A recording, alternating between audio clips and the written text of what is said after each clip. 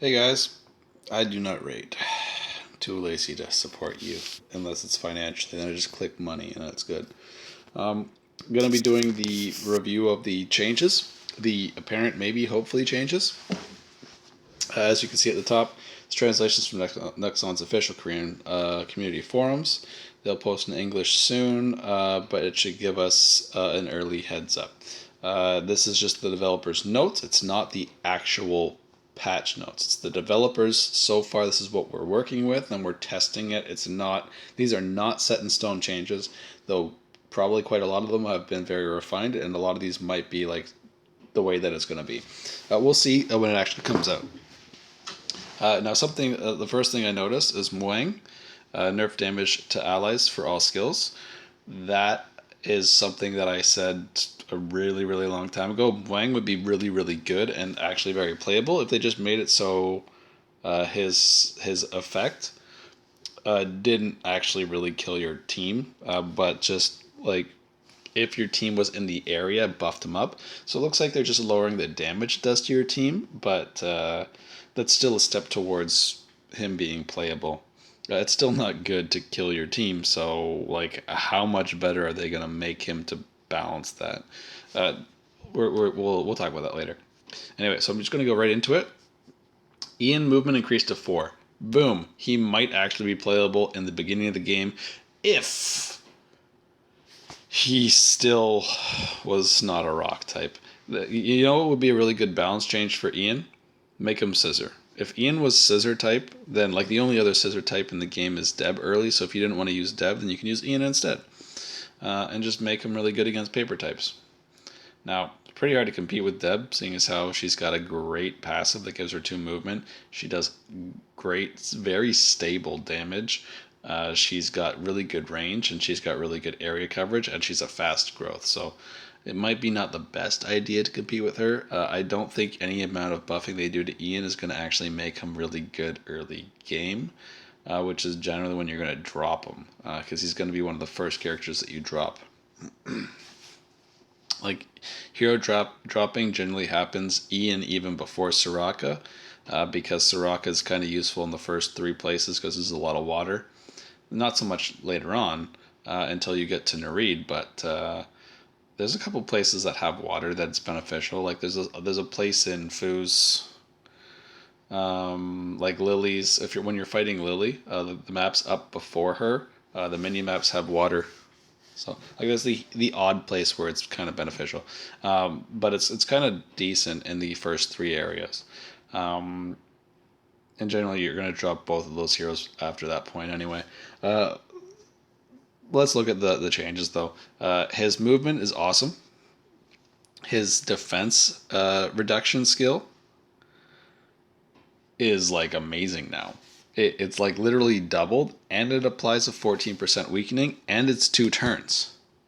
So that's really cool. Now, is it gonna make him like really really good? No, not a chance. And we're gonna talk about that later for why. Because the other heroes that you're gonna keep on your team that are already better than characters like Ian also got buffs. So, and their buffs are better to be honest. Let's see. Soraka, skill 4. If he kills an enemy, recovers 85% of MP and increases attack by 24% for 2 turns.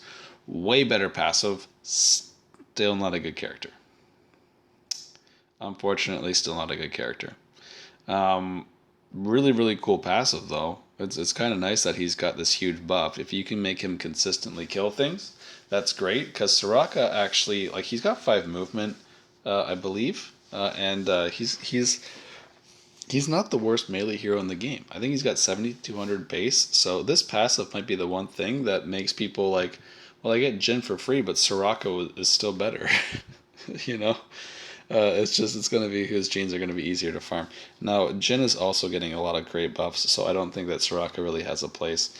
He does walk on water. It might, if you want to have a character that walks on water consistently through the game and who's really easy to get in level skills, Soraka might be more practical of a choice with the increase of his buff. But the thing is, he's a melee hero, and there's so many really good melee heroes, but you can't be too overloaded because you need to have good area coverage. So it's like melee heroes are just not. They're like two is like the maximum you should have on your team for melee heroes, and like one of them is definitely your tank. So Soraka's just not like his skills kind of needed reworking, even though his skills are pretty good. I like him, but his second skill should have no stipulation. It should just lower defense every time. That would make it kind of better, but I don't know. It's pretty hard. I'm trying to think of a way that I would make Soraka tier 2 PvP and PvE, which is I think tier 2 we should consider to be like a benchmark of this character is playable. Not this character is broken, and not this character is too weak, but this character is playable. Tier 2 I think is right where you want to be, and Soraka's just kind of struggles at everything. He's not any more playable. He's still really squishy. Rock being so overplayed it's not good for a scissor character. That Rock is so overplayed, unless the scissor character is like Chenny or Lee. Or the scissor character has got to be amazing. You know what's amazing about slot 1 and slot 4 scissor? Scissor has the best tank and the best attacker. That's what's amazing about it. Because slot 1 and slot 4 generally do not have rock type characters in them. That's what's really nice. Sorry, I shouldn't say that. Slot 4 has Jack in it almost all the time. But slot 1 attackers being scissor is so awesome too, because the scissor attackers are just so much better than every other type of attackers right now. But hopefully they can change that with this. I don't think so, but hopefully they can. Alright, let's move on from Soraka. Let's go to Lance. His skill 2, if he uses the skill while not moving, so if he stays where he is and then uses the skill, increases his defense by 1900, and his chance to taunt enemies is 100%. So he will, if he works second. So in PvP, the way this skill is going to work. Now, what's nice about taunt forces them, just like charm, to use their basic attack. So, thinking from a PvP standpoint, PvE is not going to change very much at all. Unless... You know what? No, I take that back. Lance might be the best tank to use against Tower 55 after this change, because if he's able to taunt the boss, and the boss is... I don't know, the boss can remove buffs. I'll have to do some testing. I guess I'm going to have to raise a Lance to test this out. But he might be the best to use against the last boss in Tower, because then he can make him only use his basic skill, which would be cool. But I'm going to put him in the maybe that's an amazing thing for now. Other than that, it's not good. I don't think that's going to make him playable. Just because he's the only character that has taunt, it's a very, very situational thing. Like as a tank in slot 4, so long as their character has to move up close to you to attack based off what the AI does, that he can... excuse me. He can use his second skill like I believe Nox's second skill is the immobilize. He's basically like a tank that does what Nox does. Oh, great, you're taunt. So I taunt you, and instead of immobilizing you from far away where you can't hit me at all, I just taunt you and you can only hit me with your basic skill, but I'm a beefy ass tank, so you can't hurt me for shit. So that's kind of like where he would be for PvP if you were using him. Which it's nice if you're controlling that your tank actually has an active role, which is kind of cool. It's also really nice maybe on the if you have another swamp character like Serendi, which I'm definitely guessing any team that's going to be running Lance and PvP is going to be running Serendi for the swamp and his passive for his movement buff.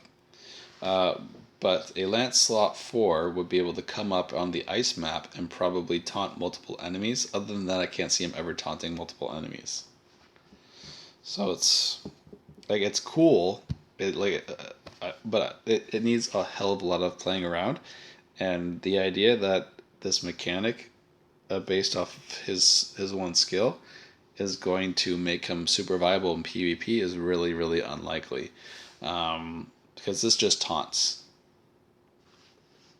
Like I said 100 times before, killing something is better than utilizing some kind of thing.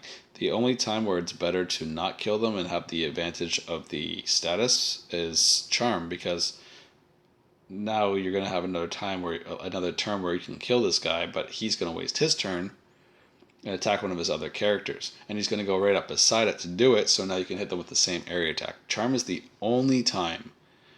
Well, there is a chance you can confuse and it's actually going to attack somebody else. But for the most part, if you get confused and you're the one in player control, you're just going to attack the thing that confused you. So, but generally, charm is the only time where you're kind of screwed if you didn't die. But taunt is not going to be anywhere near as good as charm. Even with charm immunity, charm is still way better. Okay, let's look at Sonic Boom, the first character that I'm excited about. His skill 4, his passive, now increases 940 crit rate for each tile moved. So if you have a ghost step on Sonic Boom and you move 8 tiles, you gain almost 80% crit rate. And he gains 4% crit damage for every tile moved. Sonic Boom Ghost Step is the only character who could actually make Ghost Step a thing that gives you insane ass damage. Like, Ghost Step is kind of a loser compared to the Pathfinder set right now, in terms of how things are. Like, let me tell you, like, just the breakdown. Let's say everybody has perfect stuff. Then nobody would use Ghost Step. Everybody has Pathfinders now. Ghost Steps are really good right now because there's so few amazingly overpowered characters and there's so many weaker players.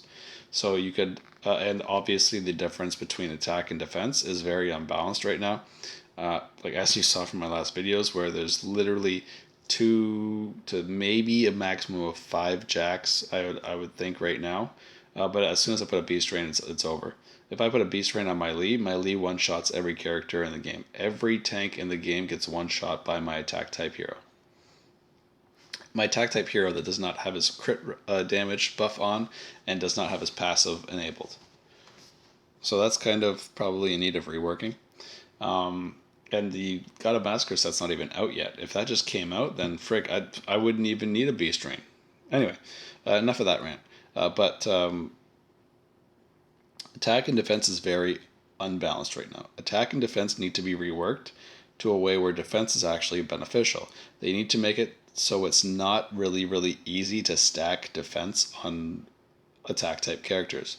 It's not cool to be able to have a game where you have 60% defense attackers.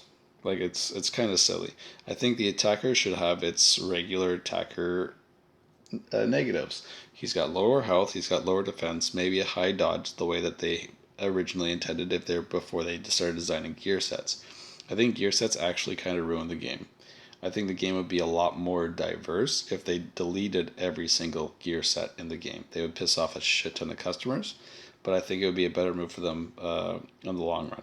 I would be upset, of course, because I have invested a lot into gear sets at this point in time. But at the same time, I wouldn't stop playing. I wouldn't even stop spending, to be honest. I would just spend on more value purchases like extra gene farming and things like that.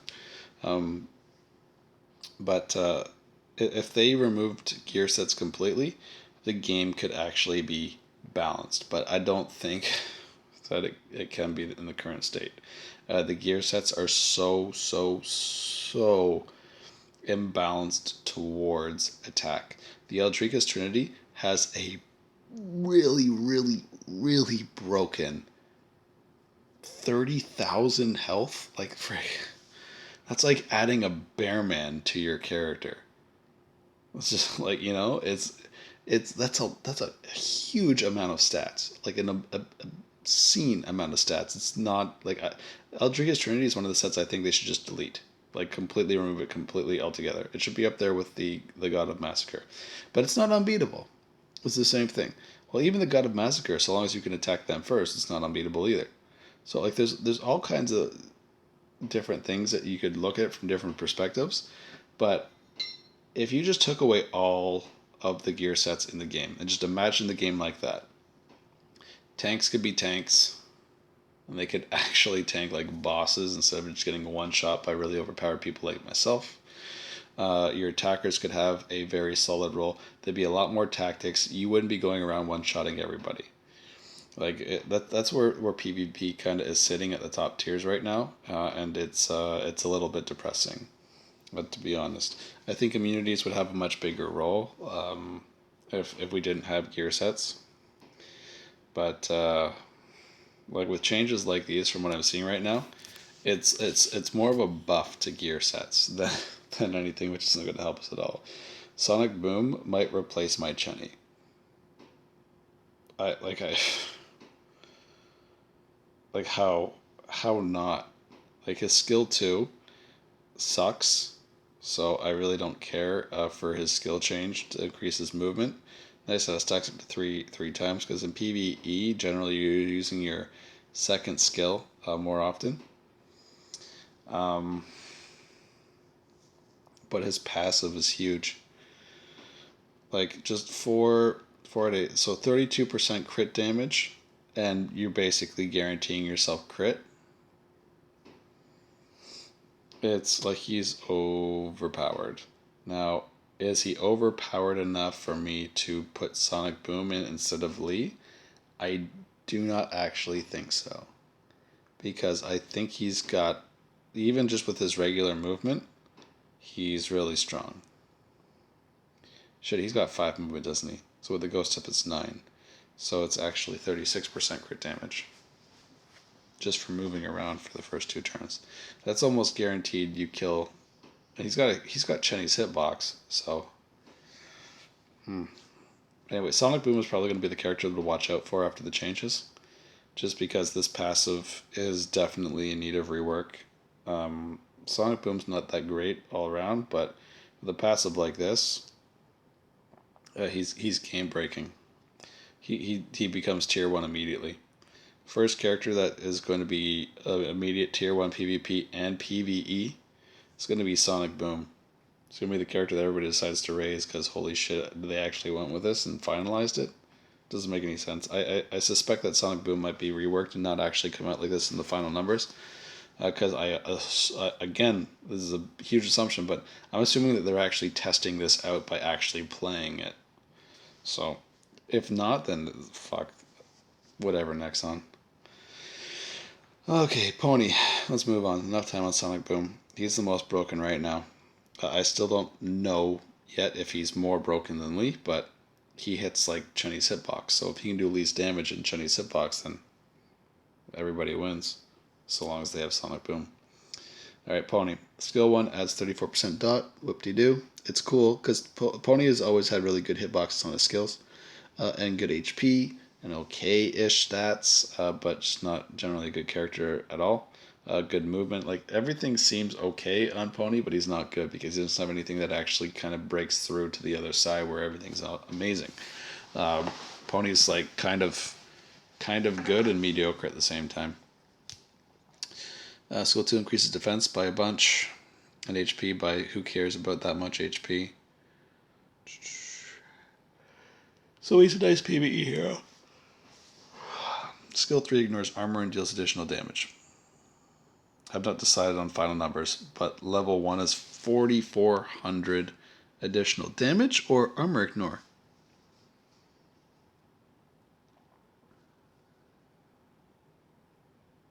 If you used another skill at least twice, what the kind of frick?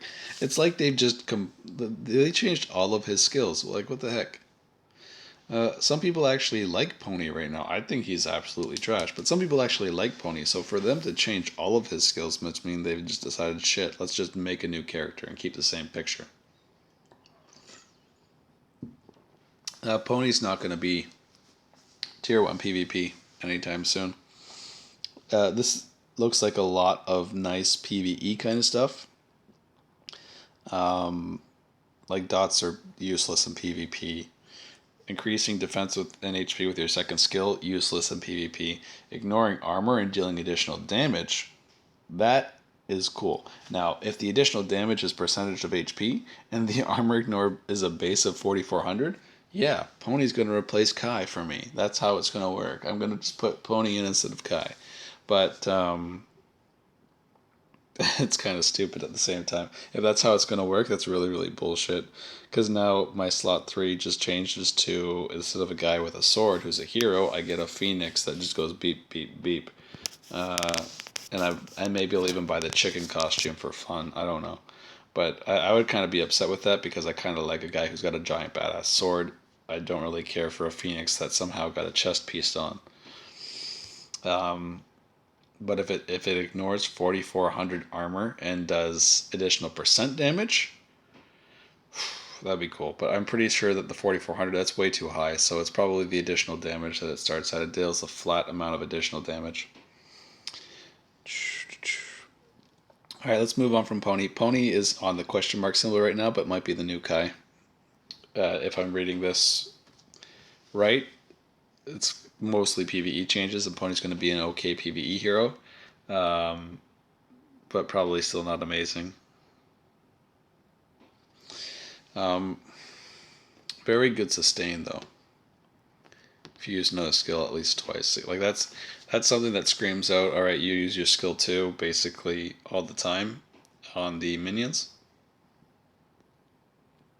and use your third and your first for the boss. So you've used your second skill, so now you get the boom, the huge HP regen. Pony's like an off-tank balance hero that has no aggro. Alright, anyway, moving on. Lily. Skill 1 reduces movement by 1 for 2 turns at 100% chance. Yeah, there's a period there for some reason. 100% chance at all levels. That's cool. It's a first slot skill, so having any effect is cool, and having a movement debuff that lasts 2 turns is also really cool. Skill 2, 100% chance to push enemies away by 3 tiles. Now that actually I really like. Just because it pushes the enemy.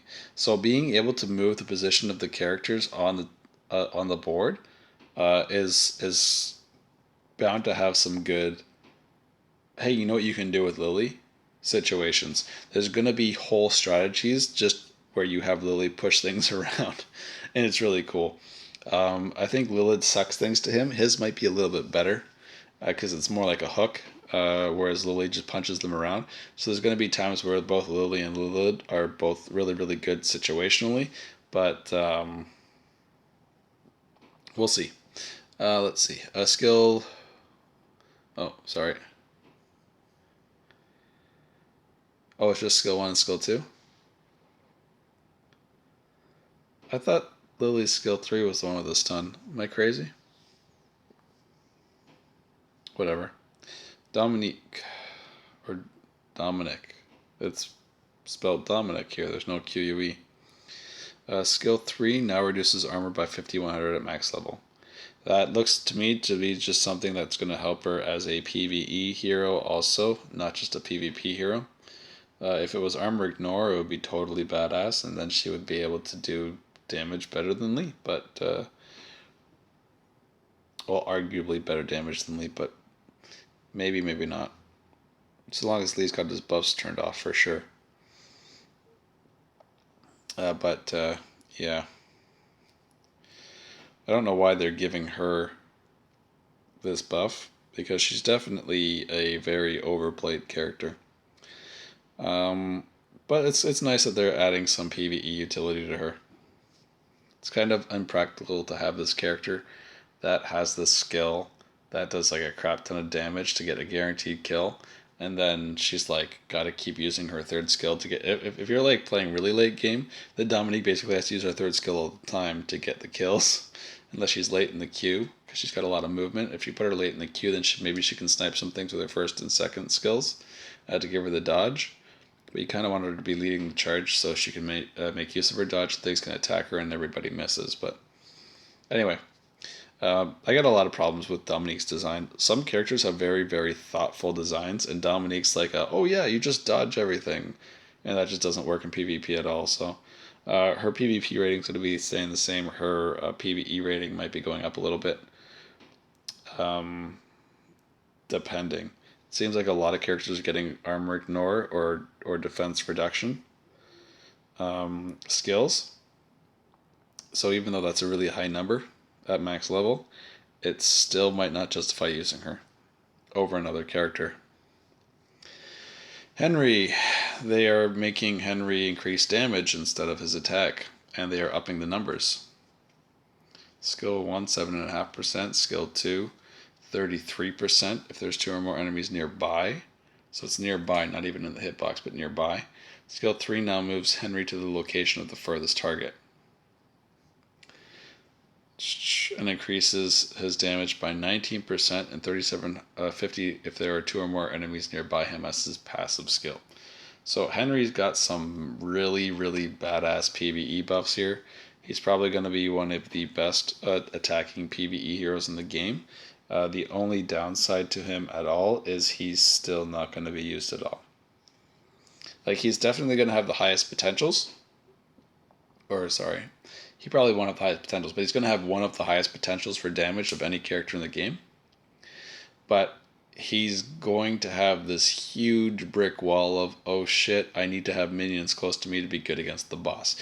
Killing minions is not hard on any level. Like, generally, like, you play like Tower, let's say you play Tower 35. Tower 36 is a relief because it's so easy. By comparison, it's like, man, that the mini boss at 35, the mini bosses or whatever, were so hard, and now I get this thing and there's just these easy fucking minions and you just kill them. Being able to kill minions really, really well does not make you a good hero, so I think they should rework Henry again and try to change him a little bit.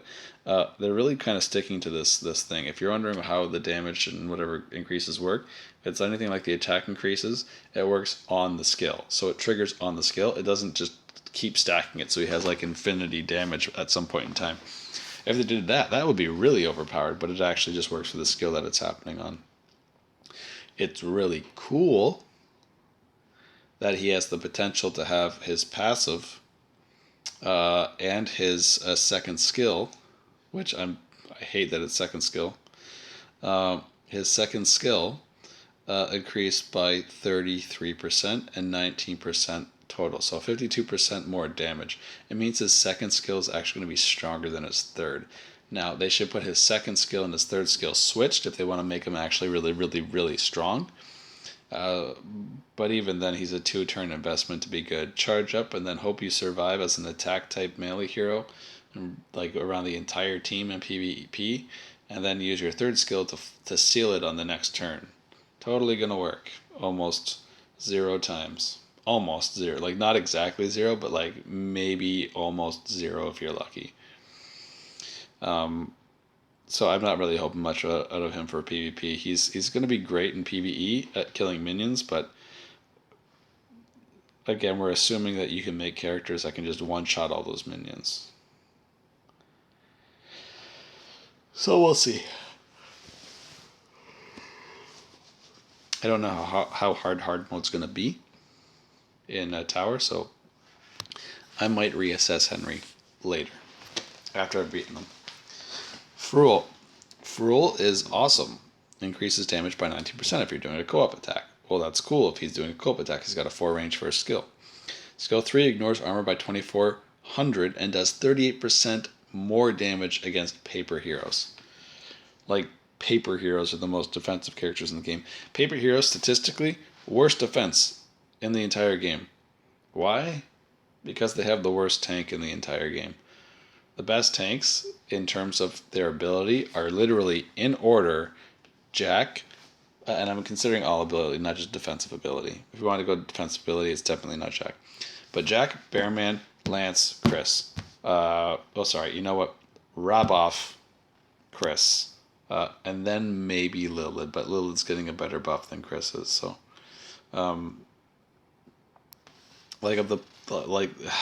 Anyway, too many things to say about this. But ignoring Like, even though the person writes in his notes, LOL, in brackets, oh man, now a character that can one shot every paper character in the game will be able to one shot every paper character in the game. Oh my god, no way. It's pretty stupid. Fool's damage is really, really high. He doesn't need armor ignore, but insta death sucks. And his armor ignore, I think I actually said in a video before that if this was armor ignore instead of what's it called, insta death, he would be like better than Chenny, and he'd definitely be in the running for my characters that I want to put in my slot one. Frul is going to be a very regular slot one hero after the changes. He has insane PvP potential now that he ignores armor, and a good amount of armor. Now the only problem with this change is it's going to happen when they fix the defense debuff. We'll get to that later. It says it right here at the bottom. Let's do it right now. Furthermore, we will fix the defense ignore bug. It was being applied as a percent rather than an absolute value. We will continue working hard to allow players to use a variety of characters by publishing content to allow this, etc., etc., etc. So, if you remember my video where I demonstrated the Roku dungeons with Kai, where he does basically half his damage, and I thought that his 4200 armor was actually ignoring around 30 to 40% of the total armor on the rock coups based off the numbers he was hitting. Turns out I was right, actually. So that's cool. So it has been ignoring a percentage amount, which makes armor ignore way more broken as fuck. Now, if it is supposed to ignore armor before potentials are applied, then I don't think there's going to be a huge change in the characters that ignore really high armor like Kai. They might still be just as overpowered. But characters like Chenny are going to be doing noticeably less damage, for sure. Lee is kind of like right in the middle there, so it's going to be tough to see if he's actually going to be feeling it, the pain from the nerf. But again, this is going to need a lot of testing in the first week. There's going to be some crazy things happening in PvP. The time that this resets, I plan to be rank 1000 or some shit, so I can test it before I get up and have to waste all my hard-earned leveling of my Battle of Honor rank up, and then turns out all my characters are shit and I can't hold my spot. Like, I'm gonna test this from the bottom up. Okay. But yeah, where were we? Frul. Yeah, he might be getting his armor ignored at a time where it's not enough armor ignored to be impactful, but 2400 is a pretty solid number. And he's got his amazing crit damage passive, so and really good stats to go with it. So I think he might still be able to go up to be one of the best heroes in the game with the changes. I think that their intention with Frul to make him like noticeably better than like every other hero on the list so far. I think their intention is to make him practical because everybody knows that Len is the most broken shit for PvE in the history of any character design of any game ever made. Oh, actually, with the exception of Ike from Fire Emblem Path of Radiance. He was like, you just beat every level. You max out your Ike and you just beat everything with him. It was pretty funny. Okay, Shark.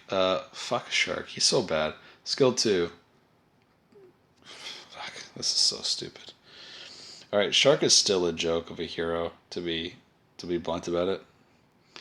Skill 2, 55% chance to remove buffs and debuffs from enemies and allies, assuming 100% at max level. I thought he said he was posting the max level stats.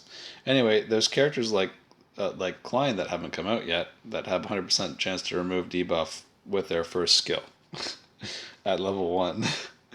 Well, I shouldn't say there is because they're not out yet, but there's always subject to change. But we don't need Shark to do this at all. So I don't understand why they're giving him this. Skill 3, 100% chance to confuse. That's cool. Starting to yawn too much. 100% chance to confuse is cool, and his confuse to himself is only 15%. That's more practical and still stupid. He can confuse himself. His stats don't look like they've changed. Now he did say that he's not posting stat changes if there are any, but Shark is still kind of a joke. Like, you look at Shark, he's got really, really, really bad hitboxes and extremely high hit rate. I, I, I can't comprehend his design as a character unless it was actually meant to be a joke. So, whatever. You know what? Shark still sucks. So, I'm sorry to all the Shark fanatics out there who like main Shark and Dolores, but it's just not going to happen. Moang, nerf damage to allies for skills. So they just kept Moang the same and they made his skills do less damage to his allies. Still not good. Okay, Jin. You know what would be a good change to Moang? They buff his armor ignore to like 3,000 per skill. Now Moang is amazing. But still not good. I still wouldn't use them even if it was 3,000 armor ignore. Okay, Jin. Alright. Really hope that they added one movement to her, but I don't see it. Skill 3 adds extra 28% damage if doing a co-op attack. What? Oh, okay, so if another character is attacking at the same time. Well, that's going to happen all the time. Well, not in PvP, but you're probably still not going to use Jin in PvP if they didn't give her an extra movement. Passive increases crit rate by 1,400 for each co-op attack up to 7,000. Yeah, this is totally a PvE build. Alright, so she's better at PvE, but she's still not going to be good. She's going to hit like a truck, like, don't get me wrong, but she's still not going to be practical with her 4 movement. Jin needs one more movement to be a practical hero because she's not going to be an ideal character to wait. If you do have a Ghost Step set and you're going to waste it on Jin, that's such a freaking huge waste. Like, why make a character really practical to play when you could make a practical player to play really overpowered? So it's I don't see good things for Jin in the future. Now, if she is able to co-op on turn 1 in PvP somehow, she might be good.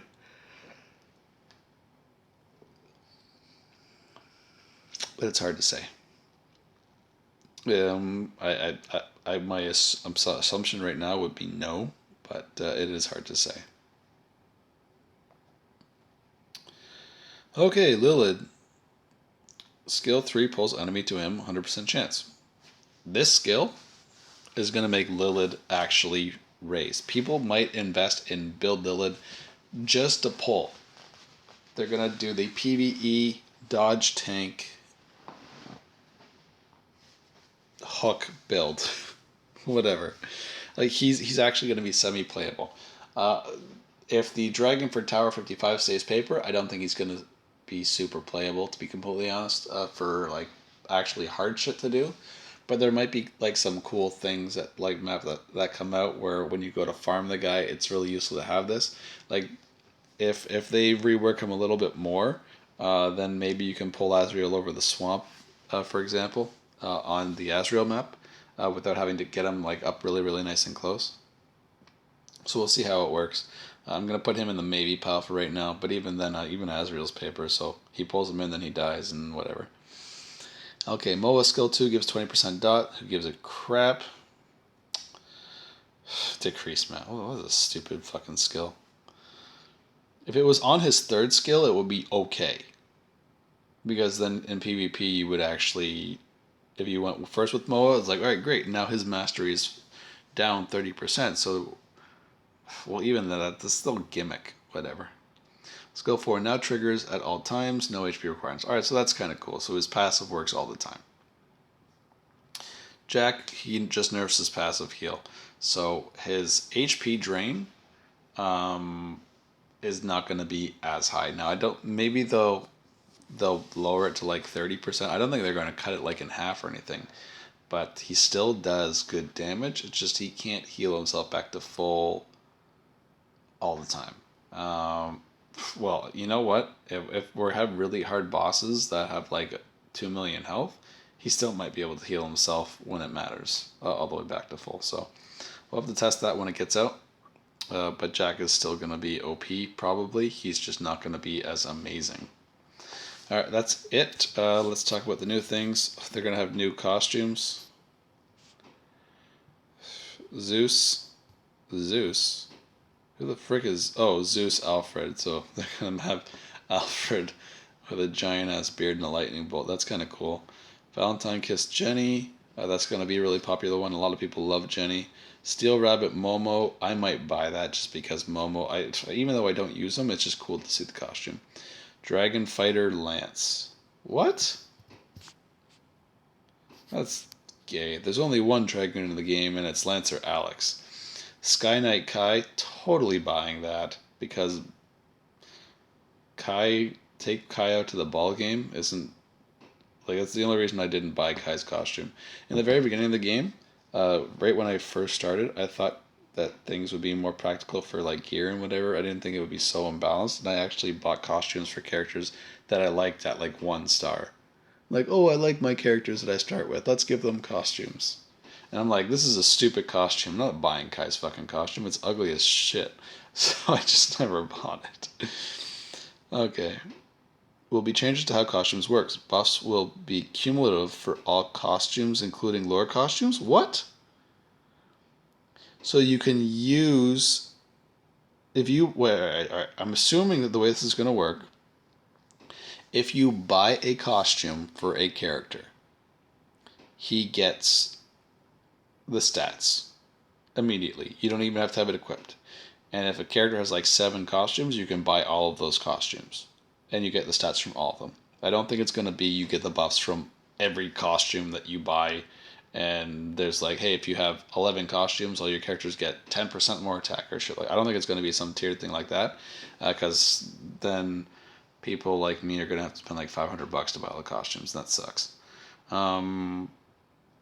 Just to be competitive with the other top tiers. If they do that, I'm going to be so mad. Set item effects will be reflected on a player's combat power. Oh, okay.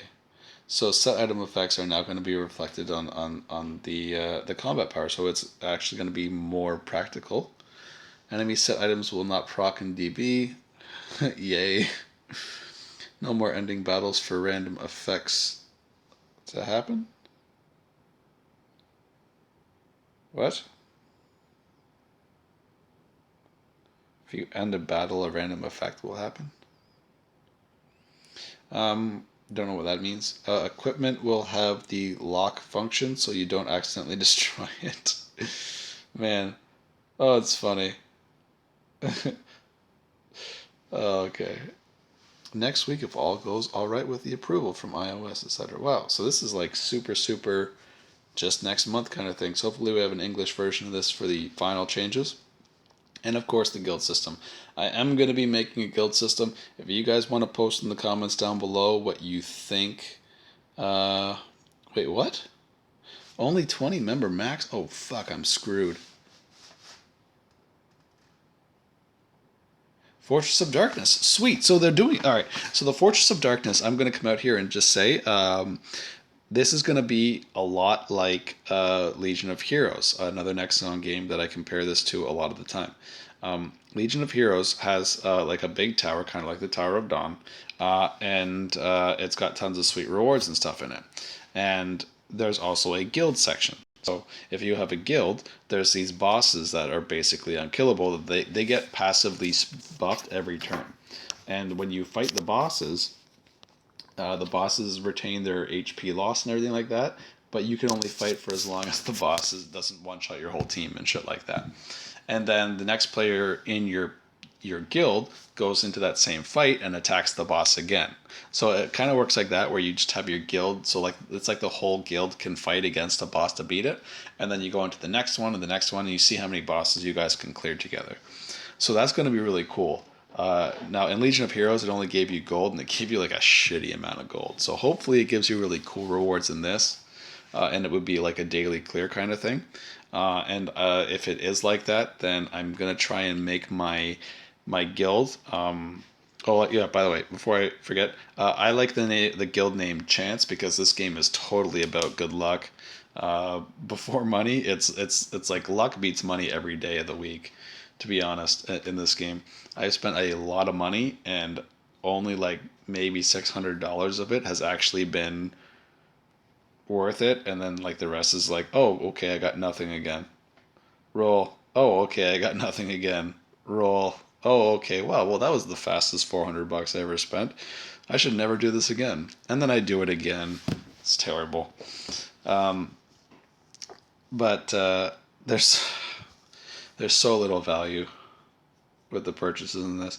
That's why I'm really liking the future of the game, because they're going to be giving the normal mode a huge debuff, sorry, a huge nerf for Tower of Dawn, so more players can actually play it and actually get the rewards and build their teams more casually with the work and not be forced into spending. And yeah, I really, really, really like what they're doing with a lot of things. I think that all these changes are kind of shitty. There's a couple really good ones, like Sonic Boom and Frule are definitely getting cool things to happen to them. Jack's Nerf is not going to be. I think Jack's Nerf is more for PvP, and for you to actually have to make other PvP characters, or at least consider them. And I honestly don't think that you will consider them with these changes. For PvP, now you can't have a gold tiger Jack that just can't die. But was there anybody else who was amazing? No, it's just Frule and Sonic Boom that have really amazing, outstanding potentials. Oh, I forgot Chris. I don't know how I skipped over Chris and started with Ian. All right, her first skill attacks diagonally. Awesome. Her skill 3 increases the AoE effect, but it got a nerf. A huge nerf. Now, what's the huge nerf? It used to last for 3 turns. Like, what I don't like about the reduced defense by a huge amount and redirecting the damage to her is not going to be. I'm going to put that in the maybe. It's kind of cool. The thing is, if you're redirecting the damage, if the damage also has to apply defense, it would be cool. But I don't think it's going to. If it's based off the damage is already going to be done. It's going to be calculated off the other person's defense, and the difference is going to be now hit on to Chris. Now, she is the tank, and that is kind of what tanks do, but you still take all the damage. So it's one of those things where, is the displacement in this game actually going to be something useful? Like in other games, like you think of like the cover skill in Final Fantasy, where you take the attack instead of the other character. Like that's cool, but this just displaces a little bit. Like as you saw from like my PvP video, for example, this obviously has zero PvP application, but in PvE, maybe if Chaos Lee one shots your whole party, no matter who's there, this might actually just one shot 2 people in your party, depending on the player. I'm a little bit curious as to how this is going to be super super impactful. It might make Chris more of a used PvE tank, so like she's kind of still playable all the way through, because she is paper. It's cool, but her defense debuff, getting a 1300 more defense debuff for an entire turn. Like, I really hope that they give her an extra 60 mana. If they just put her mana up to 200, I'd be fine with Chris the way that she is. Though I do want her first skill to hit diagonally too. That would be really nice. The AOE effect. Sorry, the area that it affects. I don't know why. I'm sure that they know that the E in AOE stands for effect. Well, maybe they don't. Whatever. Koreans and English, right? I mean English. Um, like the new hitbox is probably going to be the same as like Henry's hitboxes, where it's like it's 6 tiles in front. That's what I'm assuming it's going to be right now. If it's not going to be cross, it's probably 6 tiles in front. I don't think it's going to be huge. It'd be really cool if it was like a 9 box hit. Oh, that'd be so cool. I would totally use Chris all the time. But the extra defense decrease is going to be very unimpactful compared to how it used to be 3 turns before. Like there was definitely like I think of my December Tower of Dawn. Having the 3 turn debuff with Chris was probably something that actually got people to a point where they were just barely on the cusp of being able to do enough damage to kill the Tower 50 boss. And because of the 3-turn defense debuff, they were actually able to do it. That I think lowering it to 2 turns is a mistake. If they're going to buff her, they shouldn't also include a nerf in the same skill. It's not like Chris is game breaking anyway. So if they leave it at 3 turns and change the redirect damage to taunt, then Chris is going to be pretty sweet. PvP, slightly better. Very, very slightly better. Because in PvP, the 2 turns doesn't matter. And the 4,000 is definitely better than 2,700. So that's kind of like that. Anyway, my guild's going to be probably called Chance. If you are wanting to join the guild, you can comment down below. Please, this is my name. See if you can have room for me. I only have 20 players I'm going to be able to put in my guild. And I do want my guild to be strong enough to beat everything that is going to be in this new form of this Fortress of Darkness. So hopefully it's something where we can get sweet rewards and keep building ourselves up instead of like guild versus guild. Guild versus guild controlling areas, kind of like a mechanic to get rewards, would be kind of cool too. But still, that's always very in favor of the guild with the most money. So hopefully it's something where it's just us against the environment and everybody can get the sweetest benefits all the way through. Because I'm sorry, but I'm a petty person and I would totally just invite like all the top players to my guild and we would just always win and always have the guarantees. And it would be very impossible for anybody else to get into the top 20 from that point on. So that would kind of be shitty for everybody. Hopefully it's good for everybody, not shitty for everybody. I want to have a guild full of people that I like, not people that are efficient. But my guild's going to be Chance. If you want to suggest a team name, put it in the comments down below. That's going to be it for this video. And I'll see you guys later.